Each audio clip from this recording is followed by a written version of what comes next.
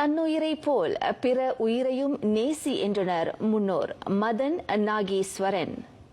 குரங்குகளின் பசியை போக்கும் தாயுமானவர். ஒன்றல்ல இரண்டல்ல, காட்டில் சுற்றி திரியும் 400க்கும் மேற்பட்ட குரங்குகளுக்கு உணவளித்து இன்புறுகிறார் அந்த தயாவரன்.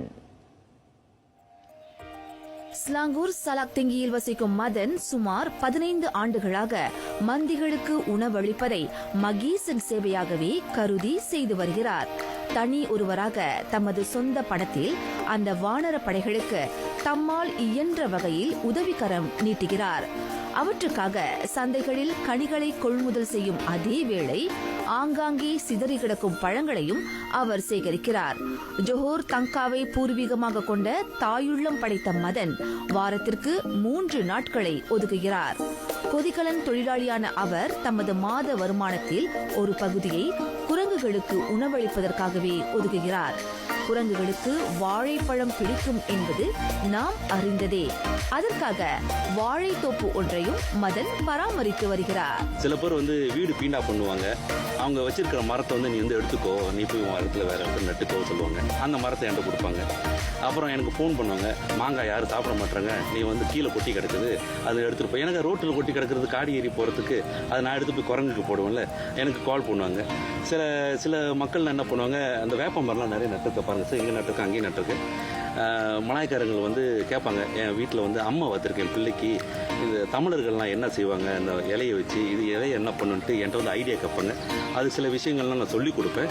அதனாலேயே இந்த இடத்துல அந்த வேப்ப மரங்களை நான் நிறைய நட்டு மற்றவங்களையும் நான் அட்வைஸ் பண்ணுறேன், மரங்கள் நடுங்கன்னு சொல்லி. மதனின் இந்த முயற்சிக்கு அவரின் குடும்ப உறுப்பினர்களும் தோள் கொடுக்கின்றனர்.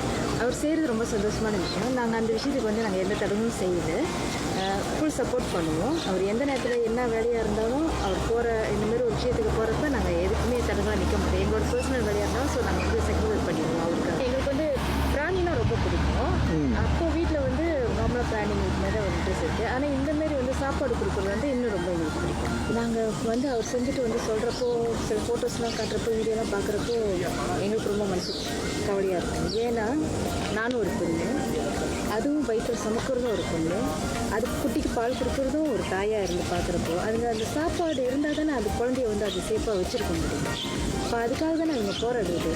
சில சமயங்களை பார்க்குறப்போ அது ரொம்ப கஷ்டமாக இருக்கும். அது ரொம்ப இழைச்சி போய் பாலுக்கோடு இல்லாமல் அந்த குட்டிங்க அப்படியே மெலிஞ்சு போய் ரொம்ப இதாக இருக்கும் பார்க்குறப்ப, மனசு ரொம்ப கஷ்டமாக இருக்கும். எங்களால் முடிஞ்ச அளவுக்கு நாங்கள் சாப்பாடு கொடுத்துக்கிட்டு தான் ஒரு நல்ல விஷயமாக தான் பார்க்குறேன். ஏன்னா அதுவும் நம்ம மனிதத்தோட கொஞ்சம் கலந்து விடுது. அதுவும் இந்த உலகம் அதுங்களுக்கும் ஒரு சொந்தமானது தான். அதுக்காக அதுக்கும் நம்ம ஹெல்ப் பண்ணி அதை வாழ வைக்கணும். நான் சொல்லுவேன், இந்த மாதிரி நான் மரம் நடுறேன், இந்த மாதிரி குரங்குலாம் சாப்பாடு கொடுப்பேன், நீங்களும் கொஞ்சம் சப்போர்ட் பண்ணுங்கன்னு சொன்னால் அவங்க செஞ்சிருவாங்க. இந்த மாதிரி கொஞ்சம் ஹெல்ப் பண்ணி வீடியோலாம் கொஞ்சம் அனுப்புவாங்க. நானும் ஓகே, சப்போர்ட் பண்ணதுக்கு ரொம்ப நன்றி. என்னன்னா இப்போ ரோட்டில் பண்டி பாபு அதில் அடிபட்டுச்சுன்னா போய் எடுப்பார். ஸோ அதுக்கு உதவியாக நானும் போய் ஹெல்ப் பண்ணுவேன். ஸோ இதுக்காக எனக்கு என்ன நன்மைனா, அதுலேருந்து ஒரு பல விஷயங்கள் நான் கற்றுக்குவேன். இப்படி